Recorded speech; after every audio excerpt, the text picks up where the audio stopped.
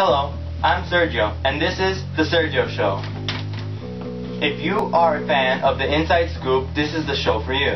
Today, we will be interviewing a series of authors, getting their opinion on what we think.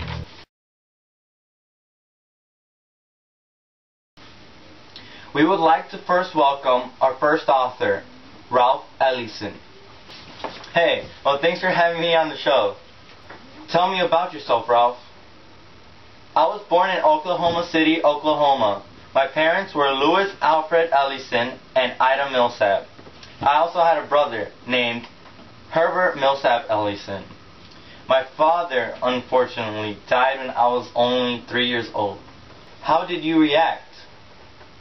In all honesty, I don't even remember my father. And I only have the memories my mother passed down to me. Father figures are vital these days. Did you think your father's absence had any effect on you? Of course. Anytime you lose a loved one, you lose a piece of yourself, especially someone as special as your own father. However, I do give much credit to my mother, for she raised me as my father and as my mother. She always told me my father wanted me to become a poet. My father had always influenced my life and continues to this day. As you were growing up, was writing always your passion? Honestly, it was. I went to Tuskegee University on a scholarship to learn music. However, I always saw myself at the library by the end of the day. And before we go to commercials, I would like to say, actually, I'm going to send the commercials. We'll be right back after this.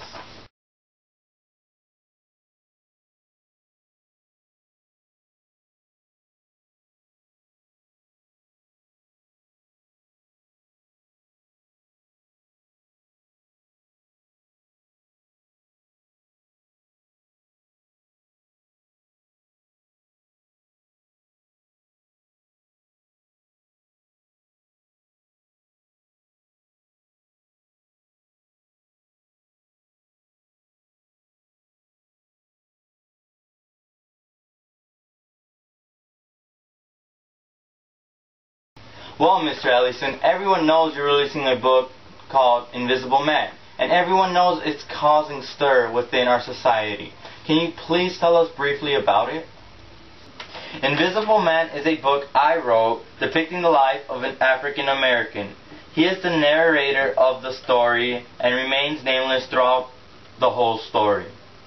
I purposely left him nameless as a way to depict invisibility to those around him. He is not a noticed man, and the book is centered on himself trying to figure out his place in life. Is there anything at all that may have influenced this book? This book is heavily influenced by society. The pressure they put on individuals, especially the African American community, is absurd. They have learned to turn one eye blind and refuse to see what can be done, regardless of race, age, or religion. That's pretty deep, Mr. Ellison. So tell me, when does the book come out? On the actual date, I'm not sure. Well, I'm only sure that it's going to come out before the end of this year. Do you ever see your book getting national attention or winning an award such as a National Book Award? I could care less for awards. That's actually the last thing on my mind. I just want to show the world the perspective they missed by blinding one eye. The outcome of this book is what it is, and it's up to the public to determine what it will become. Mr. Ellison, I know you're an important man, but where do you think you stand in life? Do you see yourself as that narrator? Personally, I did relate myself as the narrator growing up, but then I knew writing was my passion.